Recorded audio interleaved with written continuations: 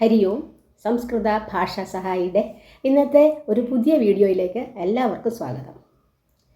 മറ്റേ കേട്ടക് എക്സാമിനേഷന് പെഡഗോഗി ഉണ്ടല്ലേ, അപ്പോൾ അതിൽ ഒന്ന് ഈ ശിക്ഷണ സൂത്രങ്ങൾ, അതായത് ശിക്ഷണ വിധി.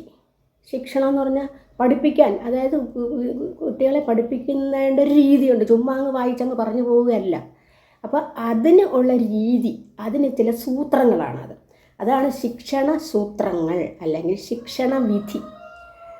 ഈ സൂത്രങ്ങൾ നിങ്ങൾ നല്ലോണം ബൈ ഹാർട്ട് ചെയ്ത് വയ്ക്കുക. അത് മാത്രം പഠിച്ചാൽ മതി. അതിനകത്തുള്ള ചിലപ്പോൾ ഫില്ല് ഇൻ ദ ബ്ലാങ്ക്സ് പോലെ തന്നിട്ട് അത് എന്താണ്, എന്നിട്ട് അതിൻ്റെ ചോയ്സ് ക്വസ്റ്റ്യൻസും തരും, ആൻസേഴ്സും തരും.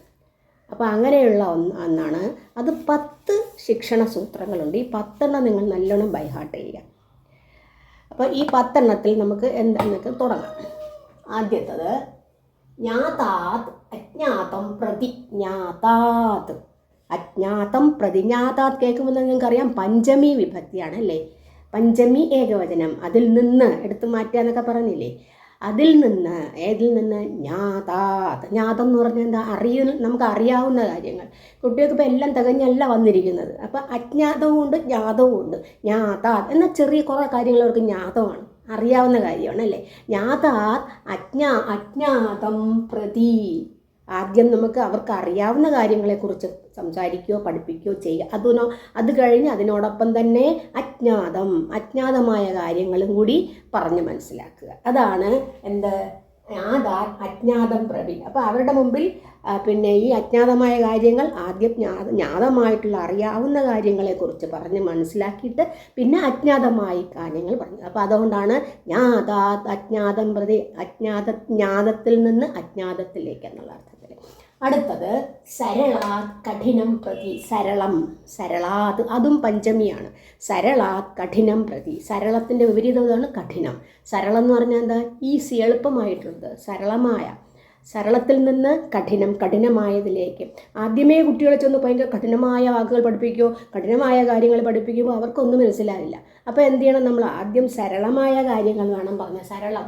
എളുപ്പമായിട്ടുള്ള കാര്യങ്ങൾ അവതരിപ്പിക്കുക. അതായത് പിന്നെ എളുപ്പമായ പല കഥകളൊക്കെ പറഞ്ഞ് മനസ്സിലാക്കി അതിനോടൊപ്പം അത് കഴിഞ്ഞിട്ട് സാവധാനം എന്ത് ചെയ്യണം? അത് കഠിനത്തിലേക്ക് പോകുന്നു.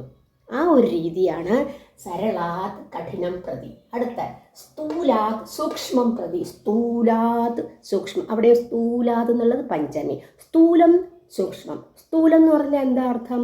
നമ്മുടെ കണ്ണുകൾ കൊണ്ട് കാണാൻ കഴിയുന്നതാണ്. അതായത് ഇന്ദ്രിയ ഗോചരങ്ങളാണെന്ന് പറയാം.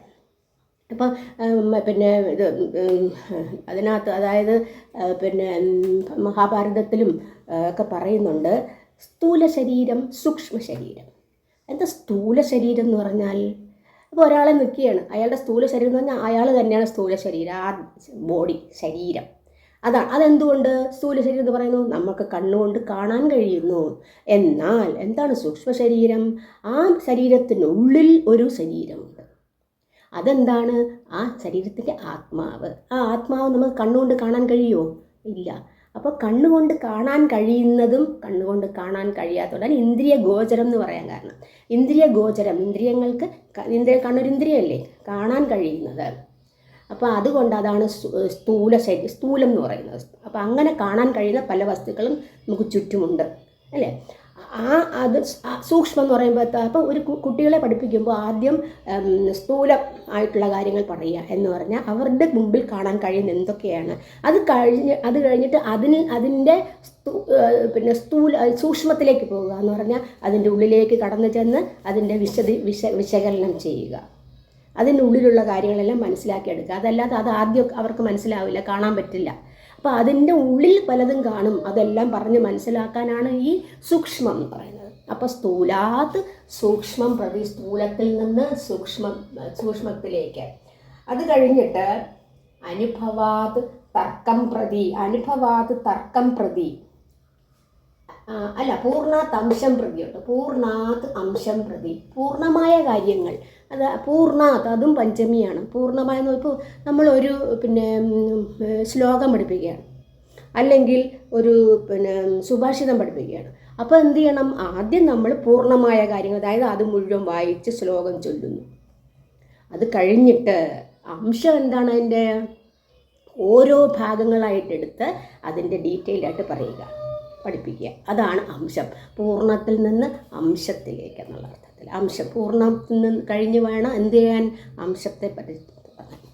അതാണ് പൂർണ്ണാത് അംശം. ഇനി അനുഭവാത് തർക്കം പ്രതി. അനുഭവാത് കുട്ടികൾക്ക് പല അനുഭവങ്ങൾ കാണും അല്ലേ? ചുറ്റും നടക്കുന്ന കാര്യങ്ങളിൽ അവർക്ക് ബോധമുള്ളവരല്ലേ?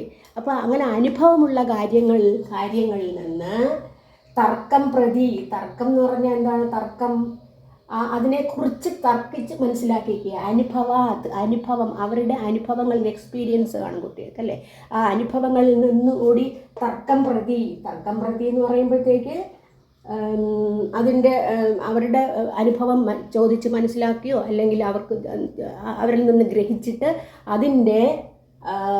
അതിനെക്കുറിച്ച് ആധികാരികമായി ചർച്ച ചെയ്ത് മനസ്സിലാക്കി കൊടുക്കുക. അതാണ്. അടുത്തത് വിശേഷാത് സാമാന്യം പ്രതി. അതായത് വിശേഷമായ ഒരു കാര്യം പറഞ്ഞിട്ട് അതിനെ ഒരു സാമാന്യത്തിലേക്ക് കൊണ്ടുവരിക. അത് ജനറലായിട്ട് കൊണ്ടുവരിക. അതായത് നമ്മൾ പല അലങ്കാരങ്ങളിലൊക്കെ പഠിക്കും, ഈ സാമാന്യ തത്വം കൊണ്ടുവരുന്നു എന്നൊക്കെ പറയല്ലോ. വിശേഷകാര്യത്തെ സാമാന്യ തത്വം കൊണ്ട് പറഞ്ഞു. അപ്പോൾ പല ഉദാഹരണങ്ങളിലൂടെ അവർക്ക് ഇത് മനസ്സിലാക്കി കൊടുക്കാം. വിശേഷമായ ഒരു കാര്യത്തെക്കുറിച്ചിട്ട് പറഞ്ഞിട്ട് അതിൻ്റെ ജനറലായിട്ട് എങ്ങനെയൊക്കെയാണ് നടക്കുന്നത്, നമുക്ക് ചുറ്റും എങ്ങനെയൊക്കെയാണ് അത് നടക്കുന്നത് എന്ന് പറഞ്ഞ് മനസ്സിലാക്കാം. പിന്നെ ഉള്ളത് ഏഴാമത്തത് വിശ്ലേഷണാത് സംശ്ലേഷണം പ്രതി. വിശ്ലേഷണം എന്ന് പറഞ്ഞാൽ എന്താ? ഇപ്പം നമ്മളൊരു വാക്കുകൾ പിരിച്ചു പറയും അല്ലേ? പിരിച്ചു പറഞ്ഞിട്ട് അതായത് ഘടകങ്ങളാക്കുക എന്ന് പറയും. ആ ഘടകങ്ങളാക്കുമ്പോഴത്തേക്ക് നമ്മൾ സന്ധി പഠിച്ചതിൽ മനസ്സിലാക്കാം. ആദ്യം പ്ലസ് ഇട്ട് ചെയ്യുന്നില്ലേ? അപ്പോൾ ഘടകങ്ങളാക്കുന്നത് അതിനെയാണ് എന്ത് പറയുന്നത്? വിശ്ലേഷണം എന്ന് പറയുന്നത്. ഘടകങ്ങളാക്കുക. പിന്നെ സംശ്ലേഷണമാണെങ്കിലോ അതിനെ യോജിപ്പിക്കുക. അപ്പോൾ അതൊരു ഉദാഹരണമാണ്. അപ്പോൾ വിശ്ലേഷണത്തിൽ നിന്ന് ഘടകങ്ങളാക്കിയതിൽ നിന്ന് സംശ്ലേഷണം യോജിപ്പിക്കുന്ന രീതി, അതാണ് ഏഴാമത്തെ രീതി. വിശ്ലേഷണാത് സംശ്ലേഷണം. അപ്പോൾ അതായത് ഒന്നിച്ചാക്കി കൊണ്ടു കൊടുക്കുക. പല കാര്യങ്ങൾ നമ്മളങ്ങനെ ചെയ്യാം.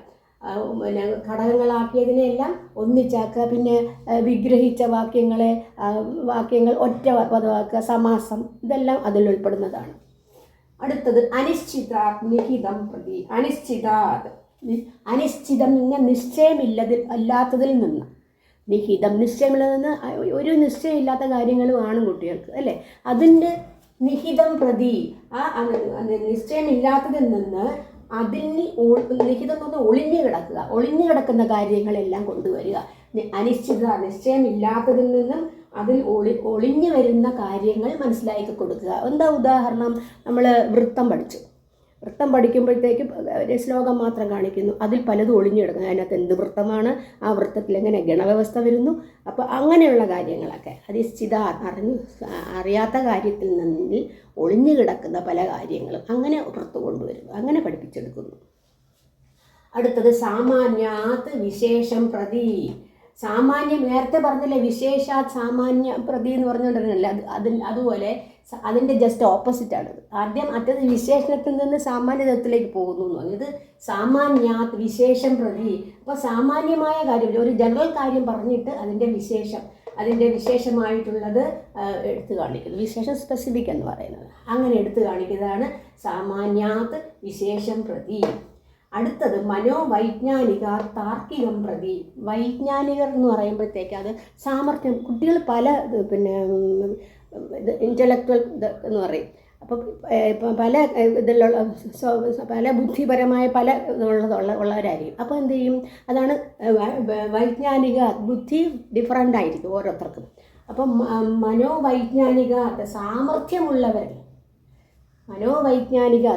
മനസ്സിന് സാമർഥ്യമുള്ളവർക്ക് അവരുടെ എന്ത് ചെയ്യും? താർക്കികം പ്രതി, അവരുടെ യോഗ്യത. അപ്പം സാമർഥ്യമുള്ളവരും കാണും, ഇല്ലാത്തവരും കാണും.